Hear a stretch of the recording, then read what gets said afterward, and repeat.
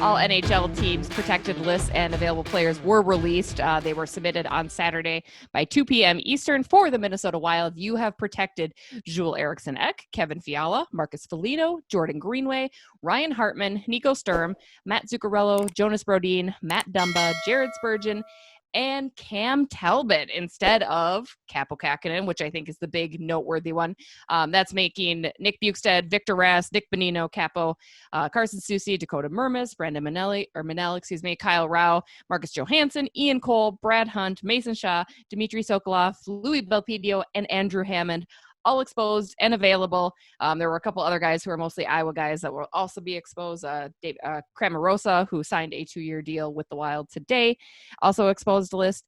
Victor Rask, probably the saddest one to see made available, right? Yeah, please, Seattle, don't take him. For the love of God, I'd be devastated for years, whatever you do. Please don't take him, please. The Victor Rask train of please don't take him, please no. It's a great bit. Strong. Yeah. It's a great bit. Seattle, please don't crush our hearts. It's like you said, Jesse, I think the most interesting one there is the decision on the exposure of which of the two goalies to put out there. And I don't think it's entirely surprising the Wild went with Talbot. It felt like everyone was kind of on board with that was what they were going to end up doing. I have been on the train of, expose Talbot and protect Kaapo Kähkönen. I didn't think it was going to happen, but I thought it was a good idea. But that's why I'm not a GM. I'm a podcast host. But that's what they ended up doing. And, you take a look at who's available for goalies. And at first I was like, oh, there's a lot of good options out there. I don't think they're going to take Kähkönen. Literally, I tweeted that this morning.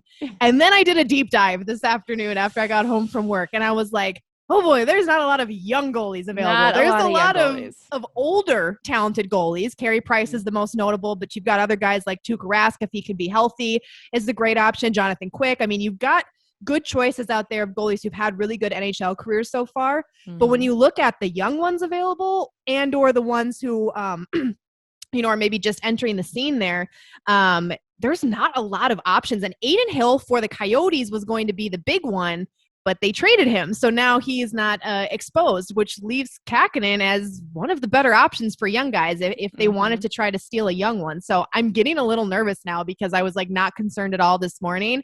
And now I'm like, I don't know. I think I'm a little worried. Right. You wonder if Seattle wants to go all in on developing one of their own, quote unquote, right? Because he is. And we had this discussion numerous times during the season. Who do you protect, Cam or Kaapo? And this was at the time when Kaapo Kähkönen was playing phenomenally. And then Cam Talbot plays phenomenally. It's such a toss-up. Again, you knew you were you could only protect one.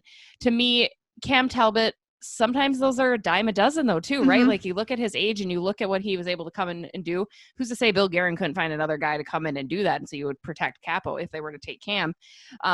But then you kind of risk, you're like, well, maybe they won't take Kaapo because you have a Carey Price dangling out there. That contract is ginormous. So I would be shocked if Seattle were to do it, which is why Montreal made the move that they did in protecting Jake Allen versus Carey Price.